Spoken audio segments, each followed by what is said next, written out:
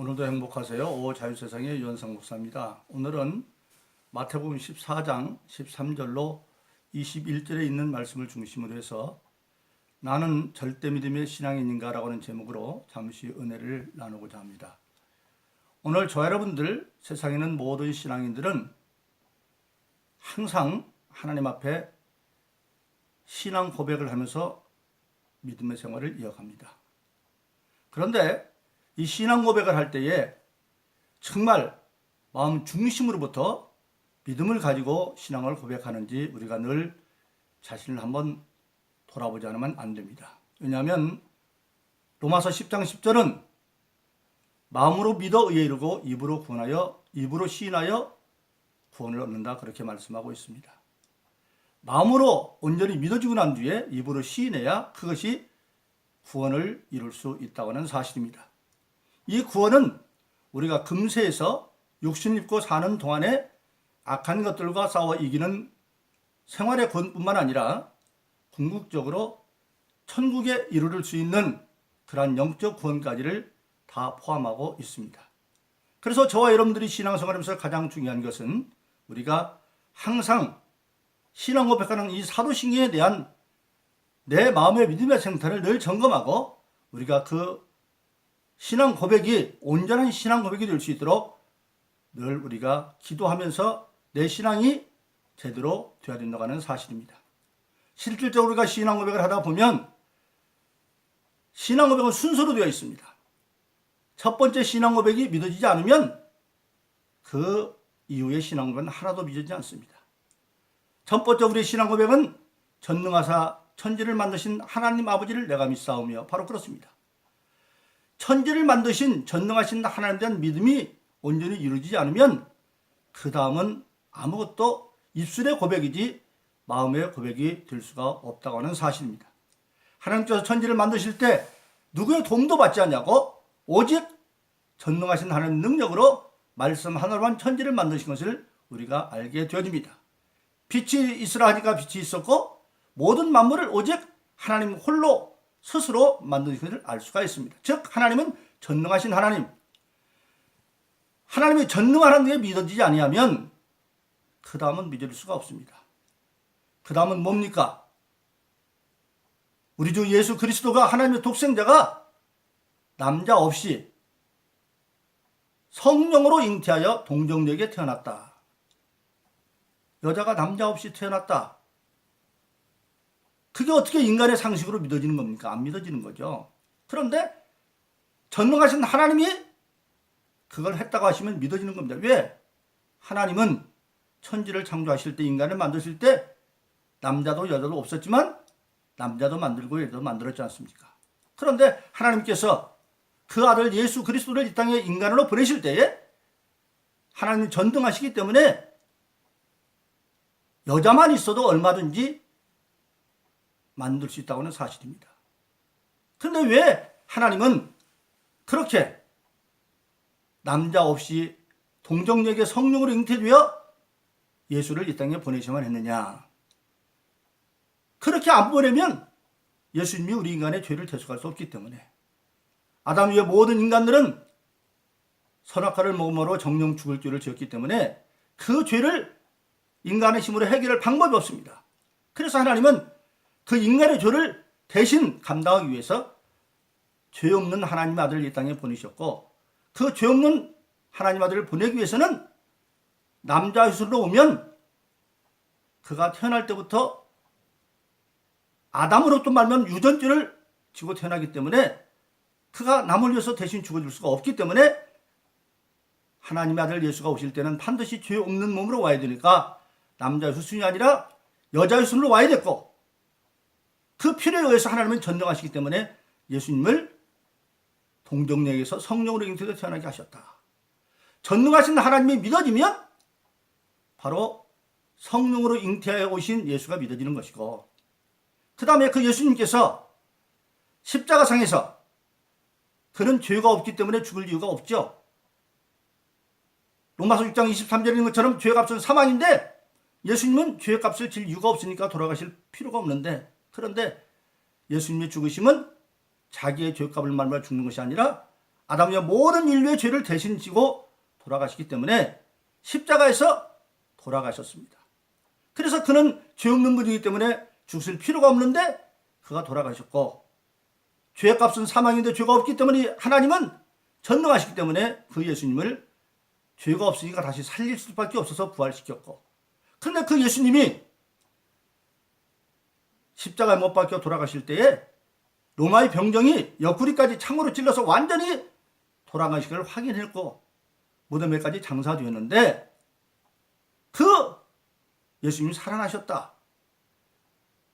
그것도 하나님이 전능하시기 때문에 살릴 수 있는데, 만일 하나님이 전능하시 믿어지지 않으면 그것도 안 믿어지는 것이죠. 그리고 그 예수님이 부활하셔서 이 땅에 40일 동안 계시다가 하늘로 승천하셔서 지금은 하나님 보좌 우편에 앉아 계시다가 때가 되면 저리로서 산자와 준자를 심판주로 오신다 하는 그 고백도 믿어질 수가 없는 것이죠. 그래서 사도신경은 전능하신 하나님에 대한 믿음이 있을 때만 그 이유가 다 믿어지는 것입니다. 그래서 우리가 저와 여러분들이 신앙생활한 모든 사람들이 공적 예배를 드릴 때마다 먼저 사도신경으로 신앙을 고백하고 그 안에서 예배를 드릴 때에 하나님이 그 예배를 흠양해 주시는 겁니다. 왜냐하면 믿음의 예배만 하나님이 받으시기 때문에. 그래서 저 여러분들의 신앙생활은 항상 점검할 때 내가 정말 사도신경을 입으로만 하는 신앙이있는지 아니면 정말 마음으로 믿어져서 전능하사 천지를 맡은 하나님을 내가 믿사오며 그래서 끝까지 하는 고백인지 우리가 살펴보아야 우리가 로마서 10장 10절에 있는 것처럼 마음으로 믿어 이루고 입으로 신하여 구원에 이른다고 할 수가 있는 것입니다. 그 사도신경이 믿어졌을 때에 우리는 성경에 나오는 전능하신 하나님에 대해서 믿음이 주어지기 시작을 합니다. 그 하나님에 대한 믿음이 있어야 때로는 우리 인간으로 납득할 수 없는 하나님의 명령이 주어져도 그 하나님에 대한 절대 믿음으로 그때는 이해되고 납득되지 않지만 순종할 수 있게 되어지는 겁니다. 그 하나님이 바로 우리의 아버지시고 우리를 사랑하시는 분인데 그 하나님을 우리가 명령할 때는 우리가 그 당시에는 이해할 수 없지만 분명히 나를 위해서 명령하시는 믿어지기 때문에 믿음의 성 아브라함이 하나님께서 독자 이삭을 바치라고 할 때에 하나님은 일찍이 아브라함에게 이삭을 통해서 큰 민족을 이룬다고 말했는데 이삭을 바치라고 할 때 이삭은 아직 장가도 안 갔어요. 그리고 더군다나 하나님께서 아브라함에게 내린 명령은 이제까지 하나님이 아브라함이 가르친 신앙의 기준에 보면 납득이 안 되는 겁니다. 하나님이 아브라함을 그의 고향 갈대우리에서 그를 가나안 땅으로 옮기는 이유 가운데 가장 중요한 게 뭐냐면 그 가나안 땅은 우상을 너무 많이 숨겼기 때문에. 근데 그 가운데서 가장 하나님의 정말 가증되기는 그 우상 섬기는 종교가 몰렙 종교인데 그 몰렙 종교는 사람을 산제사로 드리는 거였어요. 그런데 하나님께서 이삭을 양처럼 모리아산에서 번제로 드리라니요. 이해가 안 되는 거죠. 그러나 머릿속으로 이해되지 않았지만 하나님에 대한 절대 믿음을 가지고 히브리서에 보면 하나님이 전능하시니까 약속도 반드시 지킬 거고 만일 이삭을 죽이면 살릴 수 있는 하나님의 믿음을 가지고 순종해 나갔습니다. 그것이 결국은 우리 모든 아담의 후인 모든 인류에게 예수 그리스도를 구세주로 보낼 수 있는 길을 만든 것이죠. 악한 마귀가 하나님께서 약속대로 여자 주신 예수를 땅에 보내려고 하면 아니 죄값 받아 멸망할 인간들에게 왜 예수를 보내줍니까? 죄를 위해서 무슨 상을 줍니까? 그렇게 따질 수 있죠. 그런데 그때 하나님은 말씀할 수 있죠. 네가 창세기 봐라. 아브라함이 독자 이삭을 내가 바치라고 하니까 내가 아무런 설명도 안 돼 바쳤지 않느냐. 그러니 나도 아브라함에게 내 독자를 보낸다. 그래서 마태복음 1장은 아브라함과 다윗 자손 예수 그리스도의 세계라 말씀하고 있고 끝에 가서 마리아고 하는 여자에게서 예수님이 태어나셨다고 말하고 있는 겁니다. 이제 마귀가 아무리 뭐라고 해도 다른 건 몰라도 아브라함의 후손에게는 하나님의 독생자를 보낼 수 있는 길이 열린 겁니다. 이것이 바로 전능하신 하나님의 순종이 이룬 결과지요. 신약성경에도 여러분 뭡니까? 그 전능하신 하나님이 이제 이 땅에 인간이 되어 오셨는데 그것이 바로 예수 그리스도입니다. 그 예수 그리스도는 성경의 역사를 보면 도저히 인간으로서 납득이 안 되는 전능하신 일을 행하시죠. 그 가운데 여러 가지 있지만 대표적인 것이 나사로 가는 젊은이가 죽어서 장사되어 나흘이 되어 이미 시체가 썩어서 썩은 냄새가 나는데도 예수님이 나사로에 걸어나오니까 걸어나왔습니다. 인간은 도저히 불가능한 일이죠. 그러나 절대 믿음이 있을 때만 그것은 받아들이는 겁니다. 근데 오늘 본문의 말씀에도 지금 우리가 잘 아는 소위 오병이의 이적이 일어나고 있습니다. 마태복음 14장에 이르면 이미 헤롯 왕이 세례 요한을 목베어 죽였는데 그 예수님에서 많은 권능이 나타나니까 그 옆에 있는 사람들이 말하기를 그걸 예수 얘기를 전해주니까 헤롯 왕이 생각할 때 이거 세례 요한이 다시 살아나는 거 아니야? 세례 요한 거도 역사하는 그 영이 예수한테 간 거 아니야? 그렇게 해서 경계를 하니까 예수님이 그걸 피해서 마침 제자들에게 전도하러 벌던 제자들에 데렸고 이제는 한적한 벳세다 광야로 몸을 피해갑니다. 근데 그곳에 배를 타고 건너가는데 많은 병든 사람들이 예수님이 그리 갔다는 소식을 듣고 걸어서 거기까지 나왔습니다. 예수님은 그 찾아온 사람들 장정만 2명 남녀노소 따지면 한 2만 명 되는 많은 사람들이 벳세다 강야에 몰려들었고 그 가운데 병든 자들은 믿음을 가지고 찾아왔을 거 아닙니까? 그 먼 길을 걸어서 스스로 올 수 없는 사람은 부축받아서 왔을 게고 그래서 예수님은 그들에게 다 병을 고쳐주었다 말하고 있습니다. 광야까지 나오는 그 사람들의 믿음을 보았기 때문이죠. 그런데 이제 날이 저물어 갑니다. 무슨 빈들이고 날은 저물어 가고 사람은 지금 장정만 5명 남녀노소 한 2만 명쯤 있는데 제자들이 바라보니까 이거 큰일 났어요. 그들이 먼 길을 걸어서 왔는데 이거 주막도 없지요. 거기 바로 뭡니까? 식당도 없지요. 빈들이죠. 못 먹으면 불쌍사할 줄 모르니까 예수님한테 가서 문제를 말합니다.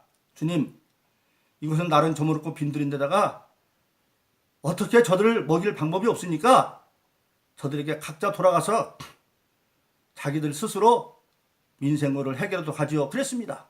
그런데 예수님께서 제자들에게 한 말씀은 보낼 거 없다. 너희가 먹을 거 주어. 참 제자들이 들었을 때는 어처구니없는 얘기죠. 그러니까 제자들이 앉아서 예수님에게 우리가 여기 있는 게 물고기 2마리와 떡 5밖에 없습니다. 오늘 마태복음에는 단지 그렇게 되어 있지만 다른 복음서에 보면 그것은 어떤 소년이 준비해온 도시락이 같다고 말합니다. 오병이요. 떡 5개. 그런데 원해 보니까 떡도 잘 이렇게 고운 가루로 만든 떡이 아니라 밀가루 그냥 밀겨울체에 있는 그런 아주 거칠게 만들어진 떡하고 물고기 2마리가 있었다는 겁니다. 근데 주님께서는 그걸 가지고 책망하는 게 아니에요. 물고기와 떡 5개 없습니다. 그러면서 제자가 말합니다. 여기 있는 사람을 먹이려면 적어도 200데나리온이 있어야 됩니다. 한 데나리온은 장장 하루의 품삯인데 만약 10만 원으로 일당을 잡는다 그러면 2천만 원이 있어야 되는 겁니다. 그런데 지금 제자들이 있다고 하는 것은 2만 명한테 도시락 하나 주면 2만 개가 있는데 한 개밖에 없어요. 그러니까 어떻게 생각하면 2만 원이 있어야 되는데 1원이 있는 꼴이죠. 20만 원이 있어야 되는데 10원이 있는 꼴이에요. 200만 원이 있어야 되는데 100원이 있는 꼴이고 2천만 원이 있었는데 기값 1,000원밖에 없는 그런 상황입니다. 그래서 제자들은 그렇게 얘기하는 겁니다. 그랬더니 주님은 제자들 책망하는 것이 아니라 그걸 가지고 와. 그리고 하루를 우러 축사의 기도를 하시고 난 뒤에 제자들에게 너희가 먹을 것을 주라고 그랬죠? 그대로 제자들을 와라. 그리고는 다른 성경에 보면 한 50명씩 무리지어 만들고 제자들이 나오니까 예수님 손에는 여전히 물고기 2마리 떡 5개인데 그걸 띄워줘도 마르질 않아서 그걸로 다 먹이고도 12바구니를 거두었다 그렇게 되어져 있습니다. 여러분 이건 설화가 아닙니다. 사실입니다. 우리 인간은 종종 세상을 살다 보면 도저히 내 힘으로 어떻게 할 수 없으면 포기하고 절망하게 되어집니다. 바로 지금 장소는 벳세다 광야지요. 때는 저물었지요. 그리고 겨우 먹으란 도시락 하나, 물고기가 떡밖에 없지요. 그러면 사람은 포기하고 절망하게 되어집니다. 그러나 우리가 전능하신 하나님 믿는 믿음이 있으면 우리의 모든 마침표는 우리가 찍는 게 아닙니다. 하나님이 찍고 예수님이 찍는 겁니다. 만일 여러분들에게 정말 인생이 어려워서 포기하고 절망 가운데 있을지라도 신앙이 있는 사람들은 그때 하나님께 기도하는 겁니다.